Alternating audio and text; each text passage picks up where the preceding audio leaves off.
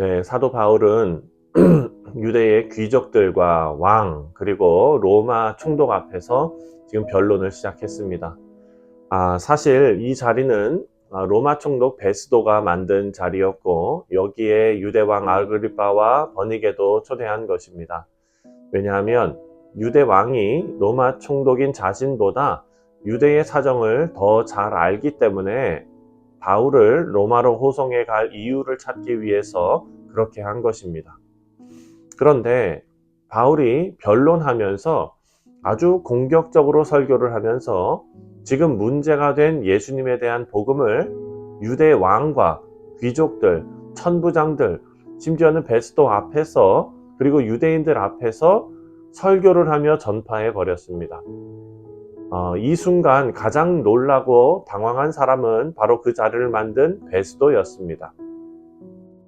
베스도는 그 지역에 문제가 없어야 되고 새로 부임했기 때문에 유대인들과도 잘 지내야 되는데 사도 바울이 자신의 변론 기회를 복음 증거하는 데 다 사용하고 이 일은 불타오르는 유대 사람들에게 기름을 붓는 그런 행위였던 것입니다.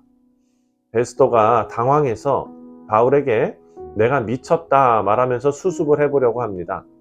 바울은 눈치가 없는 것인지 모두 앞에서 더 소신 발언을 했습니다. 24절과 25절을 보면 베스도의 그 다급한 그런 모습이 나옵니다. 24절과 25절입니다. 바울이 이같이 변명하매 베스도가 크게 소리내어 이르되 바울아 내가 미쳤도다 내 많은 학문이 너를 미치게 한다 하니 바울이 이르되 베스도 각하여 내가 미친 것이 아니요 참되고 온전한 말을 하나이다. 베스도가 바울을 제지했지만 바울은 이미 할 말 다 했고 짧은 시간에 예수님에 대한 복음을 다 증언해 버렸습니다. 바울의 목숨은 이 사람들에게 달려있는 그런 상황이지요. 하지만 바울은 하나님께서 마련해 주신 기회로 여기면서 복음을 전하는 기회로 삼았습니다. 폭력과 권력, 그런 것이 전부인 이 세상에서 담대한 복음, 그 마음을 담대하게 하여 그 일생에 자기가 다 힘을 쏟을 수 있는 그것을 다 쏟아서 복음을 전할 수 있는 그런 용기가 바울 스스로에게서 난 것이 아니라 바로 하나님께서 바울에게 그런 용기를 주셨다라는 것을 알 수 있습니다.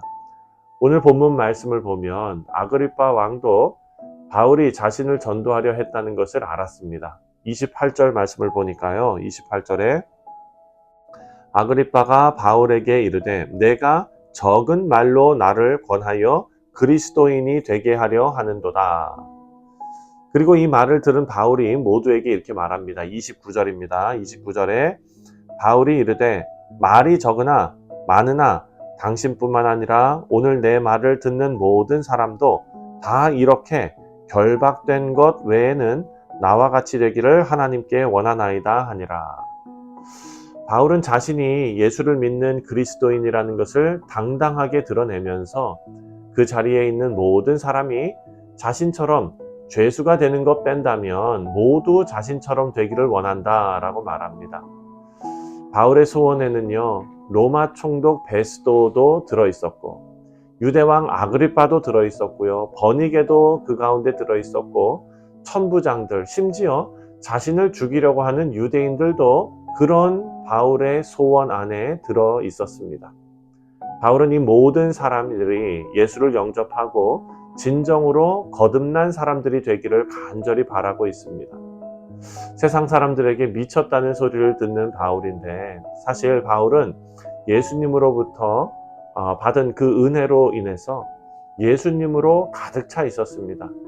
그 인생이 너무나 위대한 인생이었는데 많은 사람들에게 예수님을 증거해서 그 복음으로 수많은 사람들이 변화를 받는 그런 은혜를 누립니다. 그리고 바울이 전한 이 복음으로 상상할 수 없는 일이 벌어졌지요. 로마 제국이 예수님의 복음을 듣게 되었습니다.